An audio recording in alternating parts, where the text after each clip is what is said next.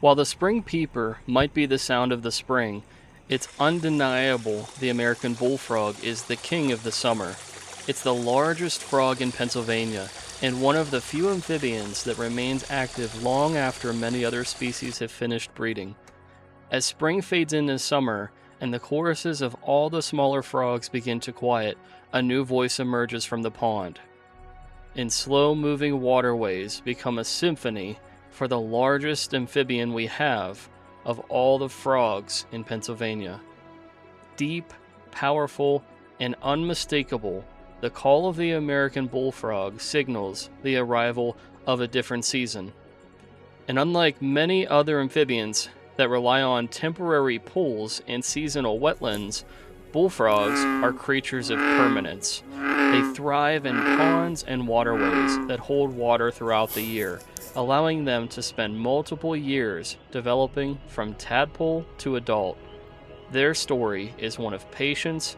While other frogs complete their life cycle in a matter of months, the bullfrog spends years preparing for life on land. They are among the most successful predators in the Pennsylvania wetlands. Insects, crayfish, fish, snakes, birds, and even other frogs find themselves on the menu. Few animals in the wetlands command as much respect as the adult bullfrog. This frog has been keeping a secret from many Pennsylvanians for a very long time, and it's time that we've revealed that secret. See, the American bullfrog is listed as statewide across any book or digital platform that you look for the distribution of this animal. However, populations in Pennsylvania, at one time, the Pennsylvania Fish and Boat Commission raised and planted bullfrogs throughout the state, and this may account for a part, at least for the bullfrog's widespread distribution. In the book Amphibians and Reptiles of Pennsylvania and the Northeast, the original geographic range of the bullfrog will probably never be known because of widespread stalking of the species. It now occurs throughout eastern North America from Nova Scotia all the way through the Great Lakes westward onto the Great Plains and south of the Gulf Coast. It has widely been introduced both within the area and farther west, including Hawaii and numerous foreign countries. Hulse had to say the distribution may not reflect the original range in the Commonwealth. However, as the Pennsylvania Fish and Boat Commission distributed bullfrog tadpoles for many years, this remains consistent across many sources, as a book published by the Fish and Boat Commission in 1999 by Schaefer says something very similar. The bullfrog is statewide, with populations in many of Pennsylvania's rivers, streams, and hundreds of lakes and ponds. At one time, the PA Fish and Boat Commission raised and planted bullfrogs throughout the state, and this may account for part, at least, of the bullfrog's widespread distribution. There we go. Nice shot of a bullfrog.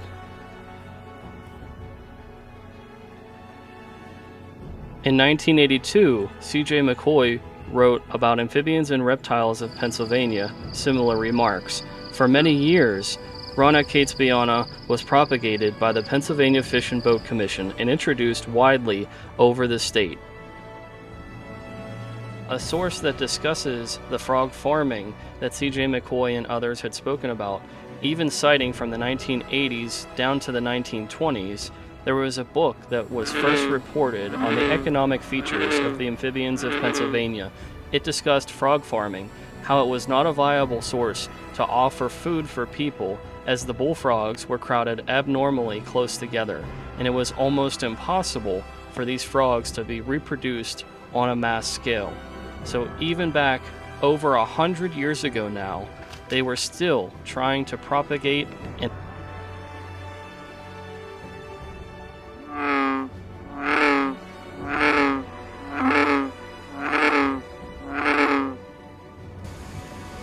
this is the biggest frog I've ever road rescued.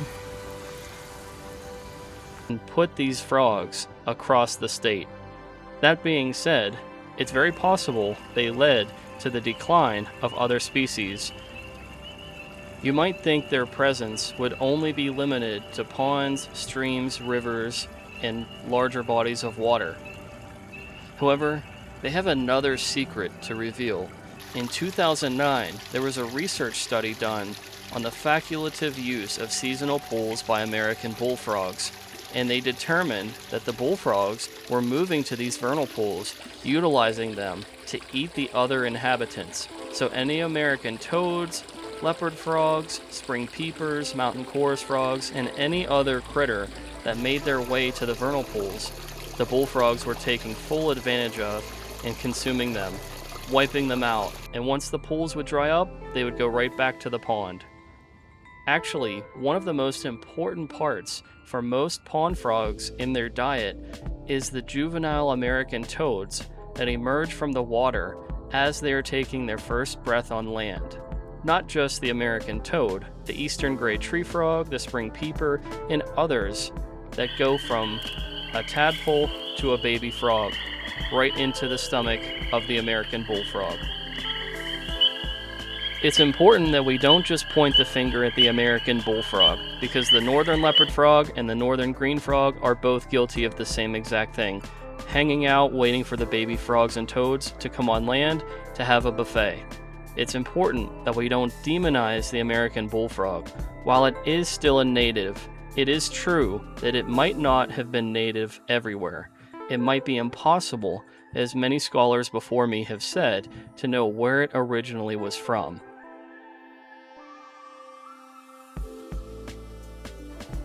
As every record published had indicated of the American bullfrog being statewide and widespread, partially because of what the Fish and Boat Commission did, it's also important to note that in 2013, when the Pennsylvania Amphibian and Reptile Survey was launched, allowing citizens to go out and conduct research with pictures and audio recordings of the American bullfrog, that it was later determined to be statewide, proving that it was found in every single county.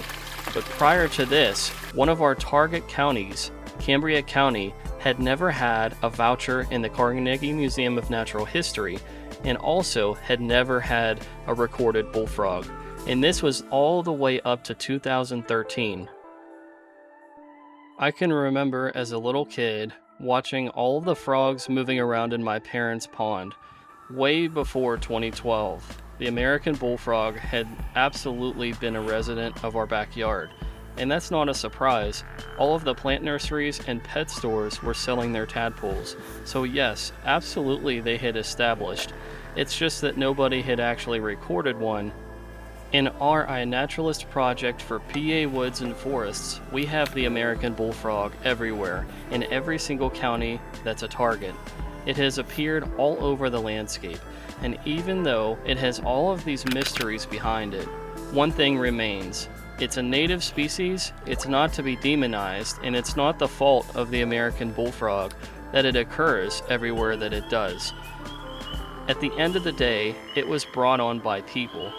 And even though it does consume all of our priority species, it's still a magnificent spectacle to hear the American bullfrog calling throughout the ponds in deep waters of Pennsylvania.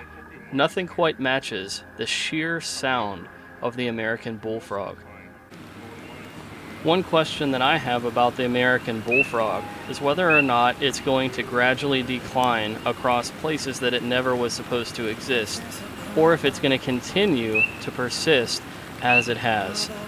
We believe that the woods are full of stories at Woods and Forests Media, and this story is one that's still being written and defined by these American bullfrogs across Pennsylvania.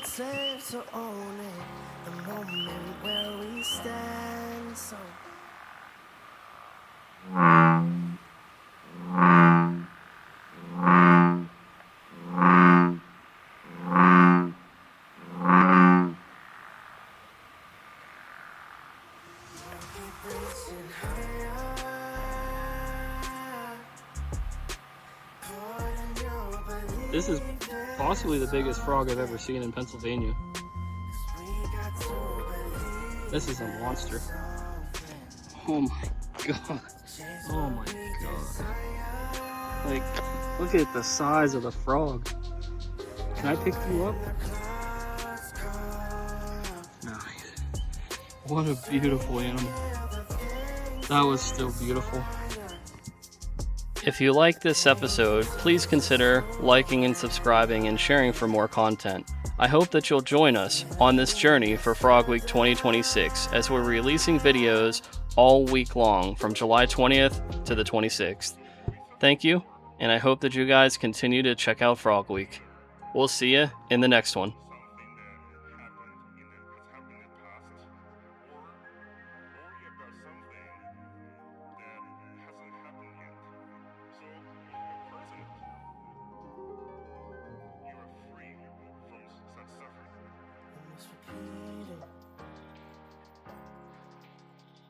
Slow process of losing all our meanings.